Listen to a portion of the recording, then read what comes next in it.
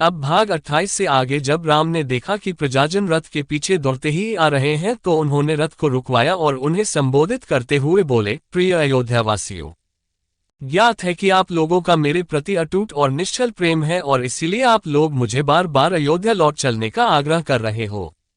यद्यपि आपके इस प्रेम को टालना मेरे लिए अत्यंत कठिन है, किंतु मैं आप लोगों से आग्रह करता हूं कि आप लोग मेरी विवशता को समझने का प्रयास करें। क्या आप लोग चाहेंगे कि मैं पिता की आज्ञा भंग करके पाप का भागी बनूं? मैं जानता हूं कि आप लोग मुझसे वास्तविक स्नेह रखते हैं और ऐसा कदापि नहीं चाहेंगे। अतः आप लोगों के लिए यही उचित है कि मुझे प्रेमपूर्वक वन जाने के लिए विदा करें और भारत को राजा स्वीकार करके उनके निर्देशों का पालन करें।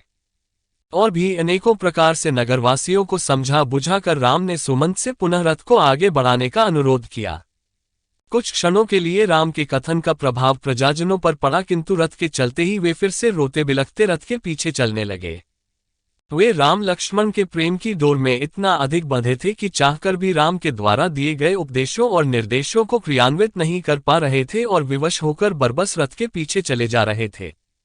उनकी बुद्धि उन्हें रोक रही थी, किंतु हृदय उन्हें बलात् रथ के साथ घसीटे लिए जा रहा था। उनकी भावनाओं के आगे उनका विवेक कुछ भी काम नहीं कर पा रहा था। अपनी बातों का उन पर कुछ भी प्रभाव न पड़ते देखकर राम ने सुमंत से रथ को और तेज चलाने की आज्ञा दी और रथ की गति तेज हो गई। किंतु भावाभिभूत प्रजाजनों की भीड़ फिर भी रथ के पीछे दौड़ी ही जा रही थी। तमसा नदी के तट पर पहुंचते पहुंचते रथ के अश्व भी क्लांत हो चुके थे तथा उन्हें विश्राम आवश्यकता थी।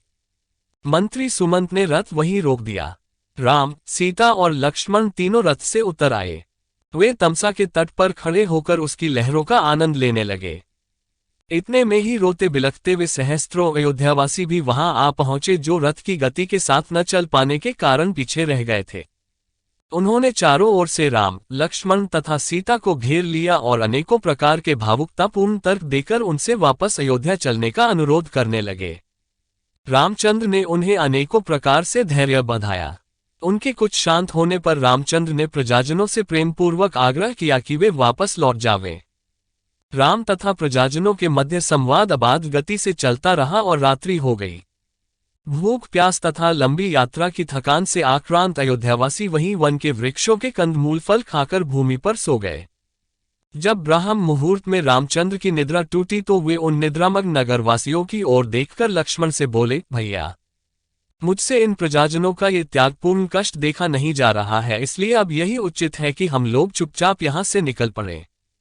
अतः हे लक्ष्मण, तुम शीघ्र जाकर तत्काल रथ तैयार करवा लो, किंतु ध्यान रखना कि किसी प्रकार की आहट न हो, वरना ये जागकर फिर हमारे पीछे पीछे आने लगेंगे। राम के आदेशानुसार लक्ष्मण ने सुमंत से आग्रह करके रथ को थोड़ी दूर पर एक निर्जन स्थान में खड़ा करवा दिया।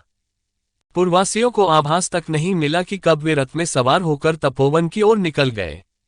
पुरवासियों की निद्रा भंग होने पर वे सब उन्हें ढूंढने लगे और रथ की लीक के पीछे पीछे बहुत दूर तक गए।